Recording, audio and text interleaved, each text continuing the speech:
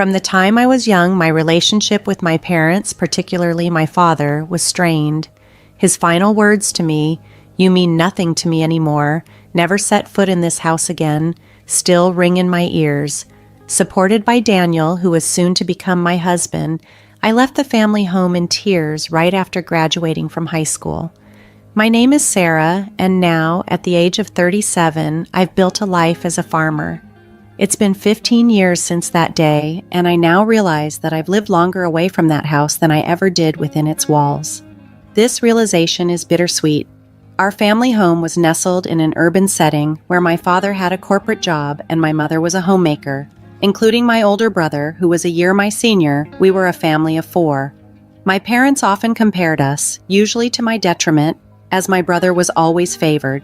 He was treated with a palpable preference that extended to better meals and more lavish birthday presents. His sense of superiority was evident, and he often belittled me, which only added to my sense of isolation. My childhood was marked by a deep loneliness and desperate cries for attention that my parents ignored. Over time, I learned to keep my feelings to myself. The pivotal moment came during my second year of high school. My brother, who was aiming for a prestigious university, was struggling with his mock exams. Frustrated, he often took his anger out on me, and my parents responded by piling household chores on me to give him more time to study. They even tried to sabotage my academic performance to boost his morale. Amid this turmoil, a high school teacher mentioned a rural experience program, a 2-night stay at a host farm where students could participate in daily farm activities like harvesting vegetables and cooking meals together. It was a chance to escape the toxic atmosphere of my home. Despite my father's disdain for agriculture as a career and my mother's mockery of my interest in manual labor, I used my own savings to join the program. Defying my parents for the first time was a daunting yet liberating experience.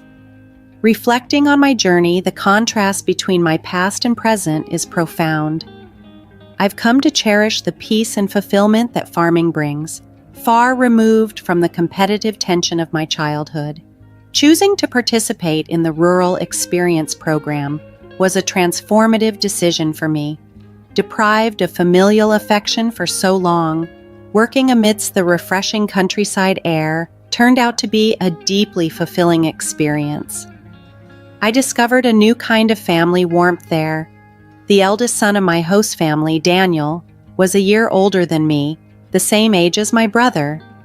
Initially, I was cautious, given our age similarity, but I soon realized Daniel was nothing like my brother. He was both kind and firm, maintained a good relationship with his parents, and treated me with the same kindness. Daniel's parents were genuinely gentle and welcoming, making those 4 days incredibly special. When it was time to leave, the farewell was emotional, with Daniel's mother tearfully telling me I was always welcome back. I promised I would return, and since they seldom used their cell phones, I started writing them letters. Before long, Daniel and I began exchanging letters regularly, which eventually turned into a sort of diary we shared. Our relationship blossomed into a pure long-distance romance, devoid of physical affection. Meanwhile, my brother struggled academically and ended up in a third-rate private college. Despite my parents urging me to get a job and arguing that a woman didn't need higher education, likely fearing I might outshine my brother, I clung to my dream of becoming a farmer, a dream that had grown during my rural stay. Although one could become a farmer without a college degree, Daniel, who was attending college in the city, inspired me to pursue formal education in agriculture. Despite my family's attempts to deter me, I dedicated myself to my studies. When I passed the university entrance exams, my father was furious, questioning why I, as a woman, needed to attend a better university than my brother. My mother claimed they couldn't afford to support me because my brother needed the funds.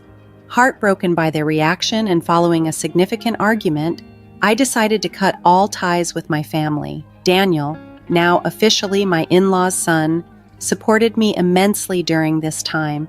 He came to pick me up from my family home, and his parents generously covered my college expenses. 3 years later, I married Daniel, and during all my college years, I never contacted my parents or brother. However, at the insistence of my in-laws, we informed my family about our marriage. Daniel felt it was time to face my past, so we planned a visit to my childhood home. It was a hectic period during the planting season, but we managed to schedule the visit for the early summer. My husband and in-laws accompanied me, bracing themselves for what was to come. When we arrived at my childhood home, our sunburned and tanned faces bore the marks of hard work under the sun. To our dismay, my parents and brother greeted us not with warmth, but with ridicule. My mother, with a tone dripping in condescension, mocked our financial status by saying, "No offense, but how old are you exactly? You must be quite poor to be working until you're all dark like this." I asked her to stop, but she ignored my pleas. My brother, with a smirk, belittled our physical labor, further chilling the atmosphere. The gentle smiles on my in-laws' faces froze, and I felt a knot form in my stomach. My husband, standing strong beside me, declared with respect, "We are proud to be farmers." In response, my father laughed mockingly, cutting deep with his words. "Just to make it clear, you're a stranger to us now. You're marrying a poor farmer who has to sweat and work hard. We're going to treat you as if you don't exist. It'll be a problem if you come asking us for money. We don't want to see you anymore." Already disowned at 15, I knew I had been on my own for a long time, but the explicit confirmation hurt. Despite this, I tried to maintain my composure, although the sympathetic looks from my in-laws and Daniel were hard to bear. On the drive home, I quietly wept and resolved to put my biological family behind me. Years passed, and the pain from that encounter gradually healed. I gave birth to 2 children, and my life was busy but fulfilling. I had almost erased the painful memories of my parents and brother. However, one day, a cousin with whom I've always been close and occasionally met after my marriage informed me that my brother was getting married. During our conversation, she mentioned that my parents and brother planned to move into a new duplex after the wedding. Despite our estrangement, my cousin seemed to think I might be involved in family events like weddings or funerals. After finishing the call, a spontaneous urge led me to dial my mother's cell phone number. However, when I tried calling, I was met with an automated message informing me that the number was no longer in use. Puzzled, I attempted to call my father, only to hear the same message. It seemed they had changed their numbers, and without my brother's contact, my options were limited. With shaky hands, I dialed the landline number for our family home. My heart raced as I waited for someone to pick me up. "Hello?" My brother's voice came through the line. "Brother, it's Sarah," I said, hesitating, about to offer congratulations. Before I could continue, he interrupted. "There's no need for you to do anything. You're a farmer. A stranger to me. Don't call me again." With those harsh words, he hung up, and when I tried to call back, I found that I was already blocked. This rejection was painful. Despite our strained relationship, the abrupt dismissal from my brother, whom I still considered family, deeply hurt me. Seeing my distress, my husband immediately became concerned. "What's wrong? Did something happen?" he asked gently. I couldn't hold back my tears any longer and shared the conversation with him. Both my husband and my in-laws reacted with indignation as if they had been personally wronged.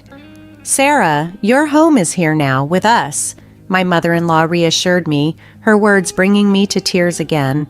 I couldn't help but wish she were my real mother, given how much more she cared for me than my biological mother ever had.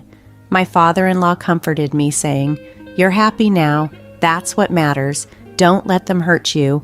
The one who laughs last is the winner." My husband added, "Let's take their behavior as a bad example and make sure we never become like that, especially for our children." His support was unwavering as he hugged me tightly. Thank you, everyone, I said, feeling a deep warmth in my heart and realizing how truly happy I was now, despite not having a supportive biological family. This sense of family and support became even more crucial when my business was featured on national television.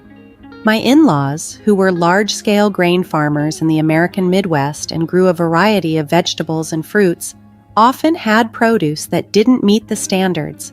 I had studied food business in college and spent a lot of time figuring out how to sell all the produce without waste. Supported by the local farmers union, I launched an online business specializing in selling jams, juices, and pickles made from slightly damaged fruits and vegetables that weren't marketable in their raw form. My venture quickly became a massive success, particularly popular among mothers eager to provide their children with safe, domestically produced food, and seniors nostalgic for the taste of homemade pickles reminiscent of yesteryear. As my business expanded, I teamed up with other young women who, like me, had married into farming families, as well as with unemployed individuals. Over time, our collective effort transformed this endeavor into a thriving $12 million company.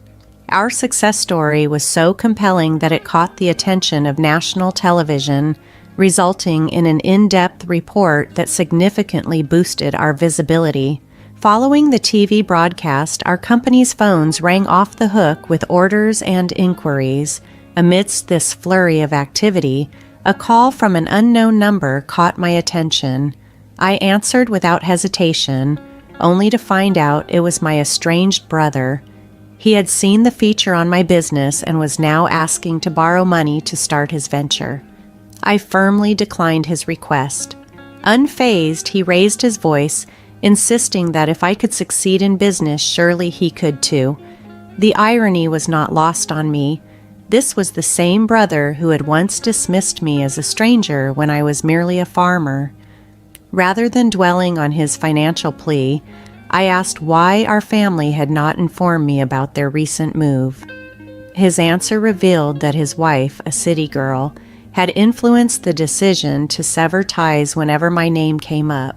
This insight led me to believe that she, much like my brother and parents, did not value our connection. A few hours later, another unknown number called. This time it was my father. He demanded to know why I, a woman, was acting as a boss and accused me of taking a man's job. I explained that both Daniel and my father-in-law were integral parts of the business and that my role was a natural extension of our collaborative efforts. Although somewhat placated, he then questioned why I hadn't reached out to them, to which I reminded him of his harsh disownment years ago. I promptly ended the call and blocked his number. Not long after, my mother rang demanding money. She exaggeratedly claimed I was making $20 million billion a year and insisted that I should send funds home. The continuous demands and accusations from my family only solidified my resolve to keep my distance, as I cherished the peaceful and supportive environment I had found with Daniel and his family. I clarified to my mother that the business generated a substantial total revenue, but after covering expenses and employee salaries, there was little left over. She accused me of lying and shamelessly continued to demand money. I firmly stated that I wouldn't send money to strangers whether I had it or not, and then I hung up and blocked her number, hoping that would be the end of it. However, I was wrong. One day, uninvited, my parents, my brother, and his wife, whom I had never met before, showed up at my in-laws' house. My father greeted me with a surprising announcement. "Hey, Sarah, surprise! I'm revoking the disownment." Their blatant desperation for money was shocking.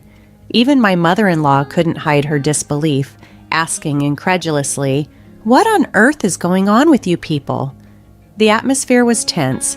My father-in-law and mother-in-law looked on silently with disapproval. The employees who had gathered around stared in astonishment. Despite not being welcome, my brother asserted, "The real blood connections are us. We have the right to share in the money you earn too." His wife nodded in agreement with him. I was furious. "I don't think so. We may share blood, but there is no emotional connection. You treated me like a stranger and abandoned me, I retorted. The emotional wounds from my past resurfaced, and I felt tears welling up again. Just then, my husband Daniel came and stood by my side. Sarah is now a part of our family. Even without your disowning her, we are perfectly happy. Please go home, he said, defending me with firm resolve. The employees also voiced their displeasure at my family's rudeness. As I took in the supportive faces around me, I felt a profound sense of belonging. My brother, growing increasingly frustrated, yelled, "Shut up, you country bumpkins, you're all low-educated trash."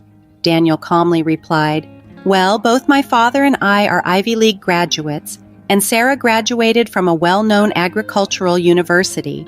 This revelation about our educational background took my brother by surprise. "Why are you farming despite being graduates of top universities?" he blurted out.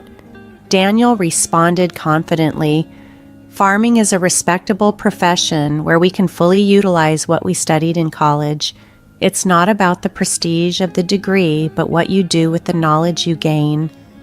This encounter underscored the stark contrast between my biological family's values and those of the family I had chosen. As they left, I was reminded that my true home was with those who respected and supported me, not those who were bound to me by blood alone. In the thick of the confrontation, I couldn't help but burst into laughter, a release from the tension that had built up. "Brother, you've simply lost to Daniel in every respect," I declared, feeling a surge of relief. Perhaps I had always been overly intimidated by my brother and parents. It was time to make my stance clear, once and for all. "We are already strangers," I continued, pausing to ensure my words were measured and courteous. "Therefore, I can't lend or give money to strangers. Please leave and be aware that if there's any disturbance or aggressive behavior, I will not hesitate to call the police and pursue legal action." My in-laws and husband stepped closer, forming a protective barrier around me. Their support was palpable, making me feel deeply valued. The employees also backed me up, vocally insisting that my family leave. Under the weight of glaring eyes filled with resentment, my parents, brother, and sister-in-law had no choice but to retreat. I later learned from my cousin that they had tried to get rich quickly through a flawed business venture and were now teetering on the brink of bankruptcy. However, I resolved to stay out of their financial disasters. My focus was on my path. Surrounded by my true family, my admirable in-laws, loving husband, and delightful children, I cherished each day. The joy of life seemed to amplify following the stressful encounter with my estranged family. I found solace and happiness in the steady support of my in-laws and my husband Daniel, whose unwavering presence was my greatest comfort. Our business continued to thrive. We expanded our operations, continually working with my dedicated team to explore new opportunities and make a positive impact on the community. Our commitment to providing high-quality, sustainable, and affordable products made our business a beacon of hope for those who value hard work and resilience. Daniel's love and support were a continuous source of strength and inspiration. We reveled in raising our wonderful children in a nurturing environment filled with love and respect. As our bond strengthened, our home became a haven of laughter and joy. Over time, the memories of conflicts faded, replaced by the fulfilling life we built together. I reignited connections with my extended family, including my cousin who had reached out during my estranged family's visit. We developed profound bonds rooted in trust, mutual respect, and shared values, a testament to the idea that family transcends blood ties and is instead built on love, understanding, and shared experiences.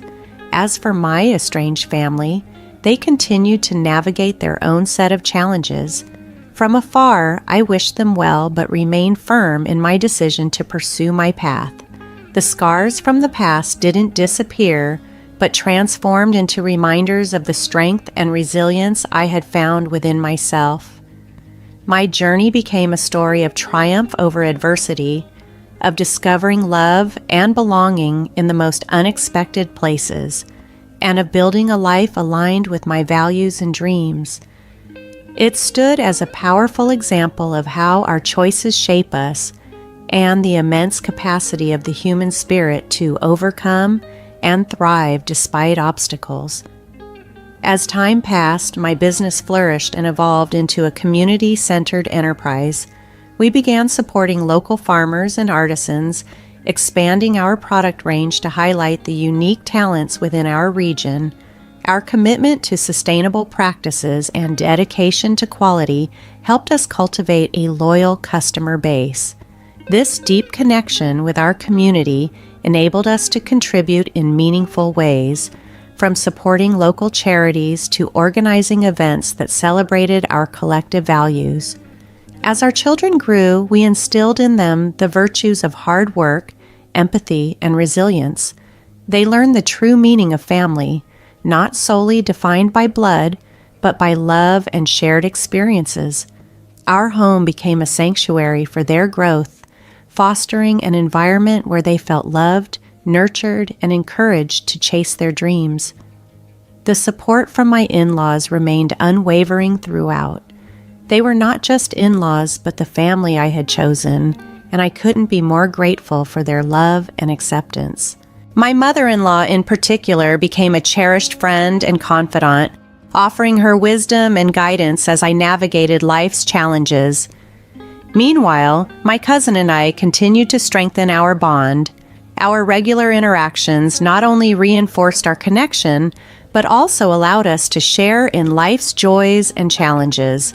This relationship underscored the enduring power of the chosen family, where genuine love and understanding prevailed amidst the broader tapestry of life. I found peace in my decision to leave the past behind. While my estranged family navigated their challenges, I concentrated on the present and the future. My husband, my children, and the supportive circle of people around me became my pillars of strength. They continually reminded me that a loving and supportive family can emerge from the most unexpected places. My journey is a testament to the idea that family is not defined solely by blood ties. Instead, it's a bond forged through love, shared values, and mutual respect. Having been disowned by my biological family, I've traveled a long path that has strengthened my resilience and deepened my understanding of what family truly means. This experience has taught me the immense value of the love and kinship that can be discovered in the most surprising places.